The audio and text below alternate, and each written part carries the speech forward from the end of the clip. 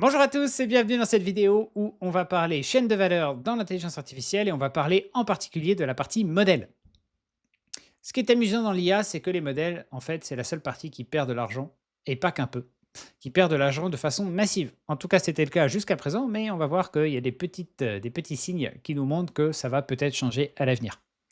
Donc, si vous avez vu les vidéos précédentes, je vous avais fait un petit tour d'ensemble de l'écosystème IA et de toute la chaîne de valeur IA. Et on en avait conclu que c'était une chaîne de valeur qui était dite industrielle, puisqu'elle impliquait plein d'industries différentes qui nécessitaient à chaque fois des gros investissements et que la partie modèle, en fait, n'était que simplement un des maillons de la chaîne de valeur, mais ça n'était pas forcément le maillon le plus important. Alors, on a été parti sur notre série de vidéos, on était parti sur l'exemple de, enfin, on avait pris pour base la prestation de Arthur Mensch, qui est donc le cofondateur de la société Mistral, qui justement est un fournisseur de modèles IA. Alors, on avait fait un petit peu le tour des différentes, au niveau de la chaîne de valeur, des différentes marges opérationnelles dans les différents domaines, et on en était arrivé à la conclusion que les modèles étaient la partie justement de l'intelligence artificielle où on avait une perte massive d'argent. On avait donc une marge opérationnelle de moins 55%, c'est-à-dire que quand vous vendiez quelque chose 100, ça vous coûtait à peu près 155 à produire. Ce qui évidemment était problématique. Alors, dans les dépenses liées au modèle d'intelligence artificielle, il y a plein de choses à prendre en compte. Il y a bien évidemment la capacité et la puissance de calcul au moment de l'utilisation du modèle, mais il va également falloir amortir tout l'investissement qui a été fait pour la partie entraînement du modèle, qui coûte très cher. Et pour qu'elle soit rentabilisée, eh bien, ça prend du temps. Ça prend du temps et votre modèle, il faut qu'il soit pertinent suffisamment longtemps pour que vous ayez le temps, évidemment, de l'amortir. Alors, il y a plein de stratégies différentes. Globalement, tous les acteurs vont essayer de se baser sur leurs points forts et vous allez voir que, eh bien, on a des profils de fournisseurs de modèles qui sont très différents à chaque fois, qui ont des forces, des faiblesses. Et on va essayer de voir un petit peu ce qu'il en est. La première chose à noter, quand on parle recherche dans le domaine de l'intelligence artificielle, pour la conception des modèles, on est sur une recherche qui, pour la première fois, n'est plus drivée par les académies ou des recherches publiques. Ces recherches, en fait, sont massivement financées par l'industrie elle-même. On estime qu'à peu près 92% des investissements qui sont faits dans le développement de modèles provient de l'industrie. Donc ça change complètement la nature de la recherche puisque l'industrie a besoin d'un retour sur investissement relativement rapide et par conséquent, eh bien, il va falloir créer des produits. Produits qui ont depuis été créés, hein, qui se ressemblent beaucoup selon les fournisseurs de modèles, même s'il y a quelques spécificités, on voit quand même qu'il y a globalement une harmonisation de l'offre et ça devient de plus en plus difficile de les différencier. Alors, on va d'abord s'intéresser à donc on va voir les différents profils. Je vais essayer de vous apporter, mon opinion sur, le développement justement de ces modèles, les caractéristiques, les forces et les faiblesses et ensuite on fera un petit bilan en retournant du côté de l'article pour voir ce qu'il en est.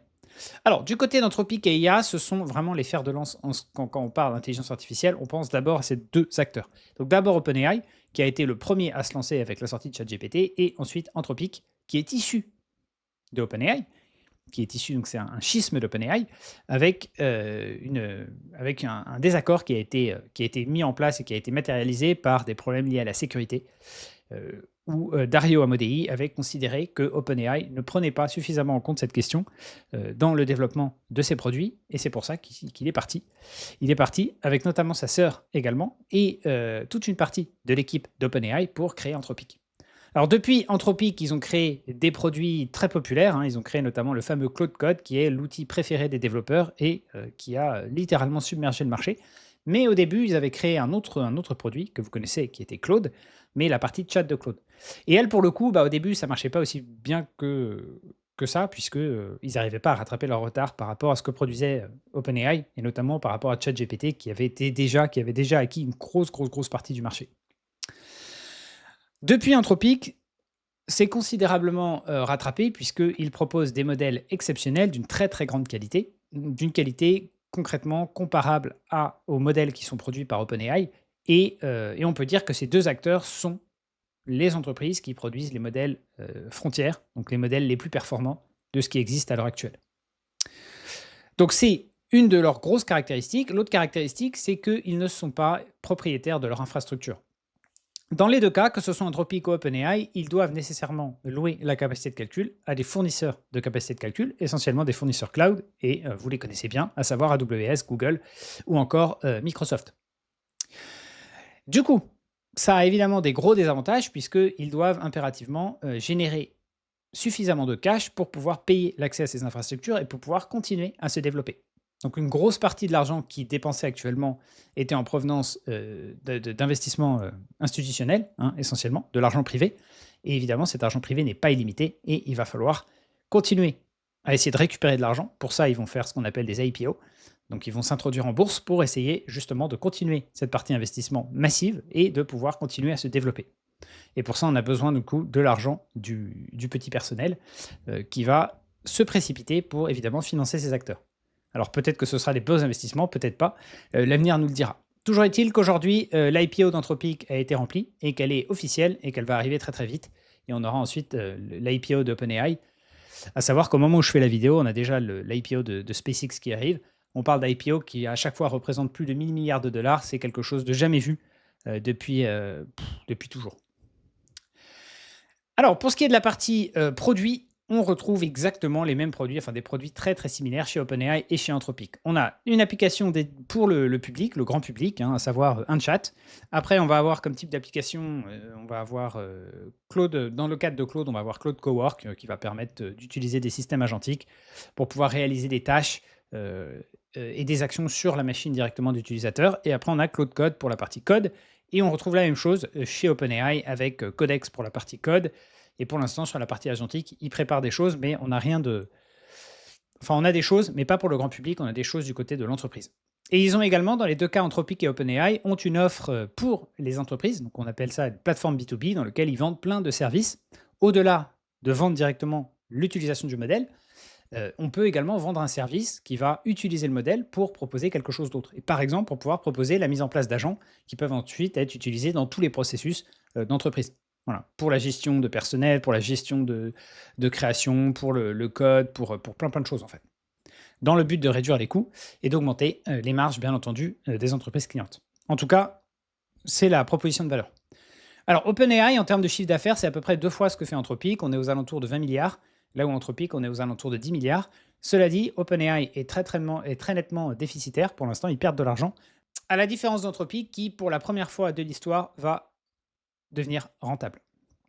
Donc là, ça va être, on prévoit que le trimestre prochain, on aura un bénéfice aux alentours de 500 millions, ce qui est très très faible. Mais ça veut dire que pour l'instant, pour la première fois, on va quand même avoir un acteur qui propose des modèles d'intelligence artificielle, qui n'a pas son infrastructure, qui ne possède pas son infrastructure, même s'ils ont des accords avec encore une fois les Magnificent Seven, mais c'est quelque chose d'assez révolutionnaire qui pourrait changer la donne. Parce que pour l'instant, les modèles perdent de l'argent, mais si, à long terme, Anthropic et OpenAI sont la porte d'entrée pour la clientèle, pour les entreprises, eh bien, soudainement, le rapport de force va changer, puisque ce sont les fournisseurs de capacité de calcul qui vont devoir négocier à la baisse pour pouvoir récupérer cette manne de clients. C'est pour ça que pour l'instant, en moyenne, tous les modèles perdent de l'argent, les fournisseurs de modèles perdent massivement d'argent, mais ça ne veut pas dire que ça va rester tel quel. Et peut-être que ça va changer. Voilà, donc ils ont encore du retard en termes d'implémentation. Anthropic, ils sont très très gros, notamment dans le B2B, ils sont particulièrement bien implémentés, mais sur la partie grand public, en tout cas, ils sont un peu en retrait pour l'instant. Mais ça change très très vite, hein, donc on ne sait pas de quoi l'avenir sera fait. En termes de chiffre d'affaires, en tout cas, ils sont plus petits qu'OpenAI. Par contre, en termes de valorisation, ils valent plus cher que OpenAI. Ils sont passés devant. Alors ensuite, on a Gemini. Donc Gemini, c'est Google. Google, ils ont une stratégie qui est différente. Ils ne cherchent pas forcément à avoir les modèles frontières les plus performants tout de suite, même si, évidemment, ils travaillent dessus.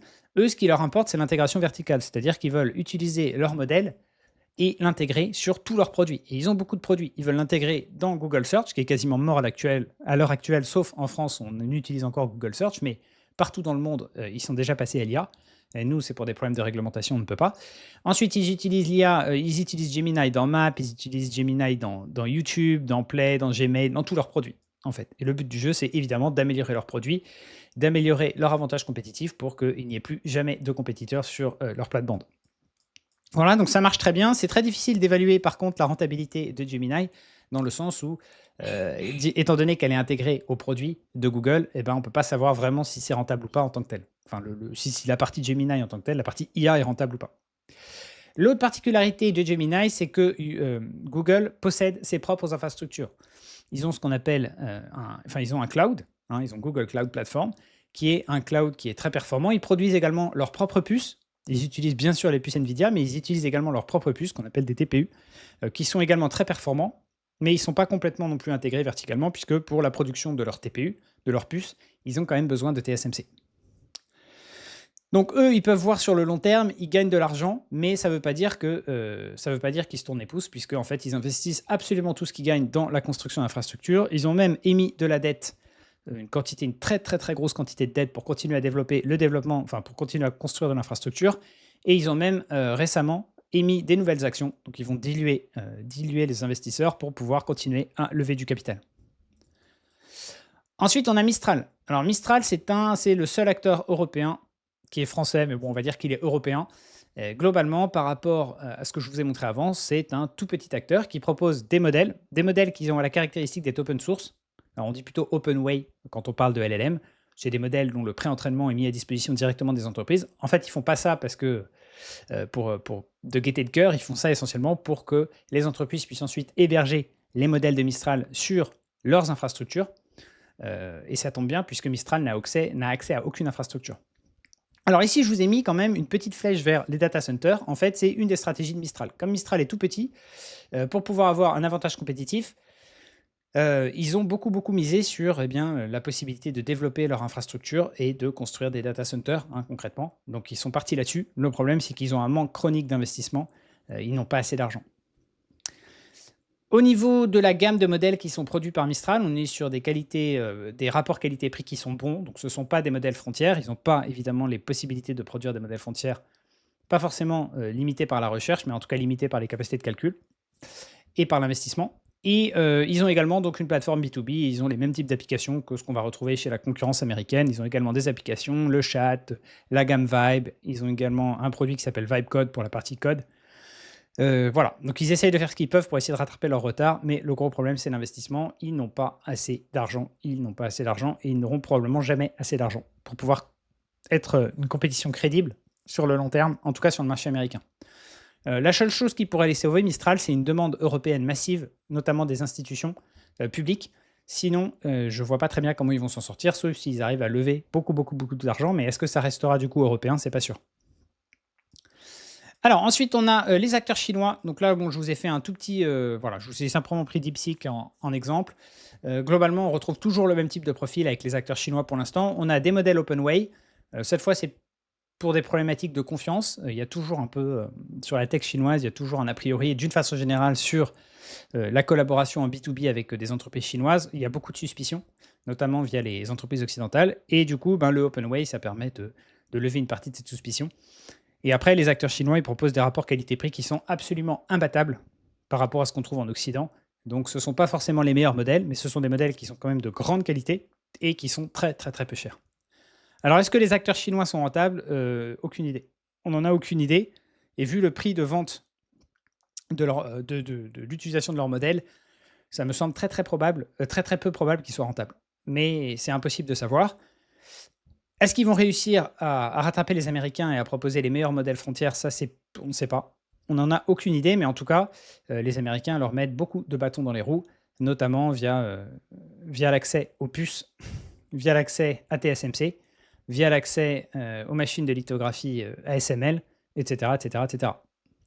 Donc, c'est pas gagné. La bataille fait rage et seul l'avenir nous dira ce que vont devenir les acteurs chinois.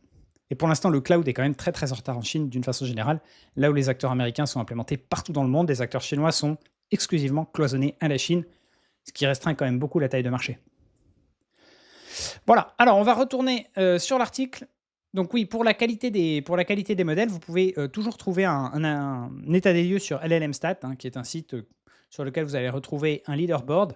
Donc sur les meilleurs IA du moment, les meilleurs modèles du moment. Vous avez également tous les modèles qui vont être évalués par rapport à des benchmarks que vous allez pouvoir retrouver dans All Benchmark. Et actuellement, comme vous pouvez le constater ici, tous les modèles qui sont en haut sont des modèles américains. Vous avez OpenAI, vous avez Anthropic, OpenAI, Google, qui trust toutes les meilleures places. Et ensuite, on a Kimi, premier acteur chinois, Qwen chinois, et Seed 2 Pro, qui est également chinois. Et donc à chaque fois, vous pouvez voir que dans les caractéristiques ici, on a des prix qui sont très faibles en termes de coût d'utilisation du token. Et c'est la vraie pour tous les acteurs chinois. Il n'y a pas un seul acteur chinois premium. avec des modèles très chers et très performants. Sachant que l'utilité d'avoir des modèles frontières, c'est que derrière, on peut créer d'autres modèles, qu'on peut créer par distillation notamment, pour avoir des modèles beaucoup plus bon marché, beaucoup plus accessibles, beaucoup moins chers à produire, beaucoup moins d'investissement et qui soient également très performants par rapport justement à leur coût. Donc c'est l'avantage d'avoir accès aux modèles frontières. Et ils sont d'ailleurs utilisés également par la compétition pour l'entraînement des modèles. On pense que les Chinois utilisent en partie les modèles d'Anthropic pour entraîner leurs propres modèles, ce qui réduit leur coût d'investissement. Et ça réduit également la nécessité qu'ils ont de calcul, d'utilisation de capacité de calcul. Voilà. Alors, au niveau donc de l'article, nous, ce qu'on avait noté ici, c'était au niveau, la première chose qui était notable, c'était qui produisait les modèles. Eh bien, on voit que c'est majoritairement l'industrie et qu'aujourd'hui, la recherche publique, en tout cas en ce qui concerne l'IA, ça représente très très peu de choses.